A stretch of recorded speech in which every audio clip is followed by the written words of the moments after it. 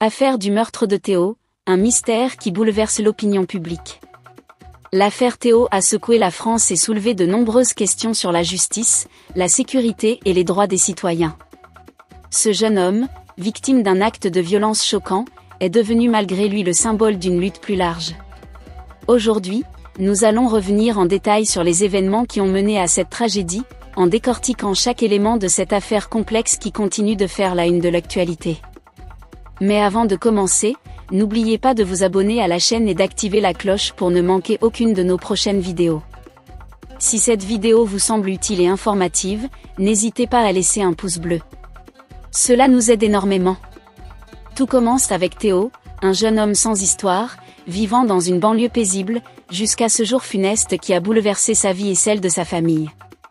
Les faits remontent à quelques mois, lorsque Théo, en rentrant chez lui après une soirée entre amis, est brutalement attaqué. Ce qui aurait pu être une simple altercation a rapidement tourné au cauchemar lorsque Théo a été retrouvé sans vie. Les premiers rapports font état de coups violents qui auraient entraîné sa mort. Très vite, les forces de l'ordre sont intervenues, mais le mystère plane encore. Qui a commis cet acte horrible et pourquoi? Un contexte trouble. Dès le début, l'enquête a soulevé des interrogations.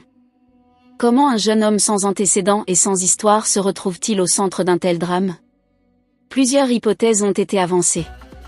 Certains pensent qu'il s'agissait d'un règlement de compte, d'autres évoquent un vol qui aurait mal tourné. Mais ce qui est certain, c'est que l'onde de choc provoquée par ce crime a rapidement dépassé les frontières de la banlieue où vivait Théo. L'une des particularités de cette affaire, c'est la réaction des médias et du grand public. Les réseaux sociaux ont rapidement pris le relais, et l'indignation générale a entraîné des mouvements de soutien à la famille de Théo. Des rassemblements, des marches silencieuses, et même des pétitions ont été organisées pour demander justice.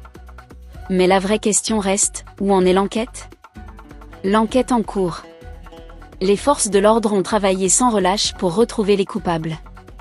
Plusieurs suspects ont été identifiés et interrogés, mais le mystère demeure. Certaines sources anonymes parlent d'un groupe organisé qui opérerait dans l'ombre. D'autres pensent qu'il s'agit simplement d'un acte isolé, d'une explosion de violence incontrôlée. Ce qui rend cette affaire encore plus complexe, ce sont les éléments contradictoires qui émergent au fil du temps. Les témoins directs de l'attaque donnent des versions différentes des faits. Certains affirment avoir vu plusieurs personnes s'enfuir après l'agression, tandis que d'autres parlent d'un seul individu.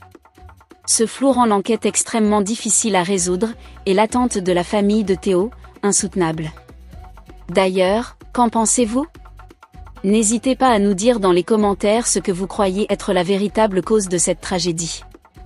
Est-ce un acte prémédité ou une altercation qui a mal tourné? Nous serions curieux de connaître votre avis sur cette affaire complexe. Et si vous ne l'avez pas encore fait, pensez à vous abonner pour suivre de près l'évolution de cette enquête. La famille de Théo. Au milieu de tout ce chaos, la famille de Théo reste en deuil, mais surtout en quête de réponse. Les parents de Théo ont exprimé publiquement leur douleur et leur incompréhension face à ce qui est arrivé à leur fils. Ils ont lancé plusieurs appels à témoins, espérant que quelqu'un, quelque part, détient des informations cruciales qui pourraient permettre de résoudre cette affaire. Les interviews de la famille sont déchirantes. On ressent leur désespoir, leur frustration face à l'inaction perçue des autorités et leur volonté inébranlable de connaître la vérité. Nous ne demandons qu'une seule chose, que justice soit faite pour Théo, a déclaré sa mère dans une interview émouvante. Ce besoin de justice a été partagé par des milliers de personnes qui continuent de soutenir la famille dans cette épreuve. Les zones d'ombre. Malgré les efforts des enquêteurs, plusieurs zones d'ombre persistent.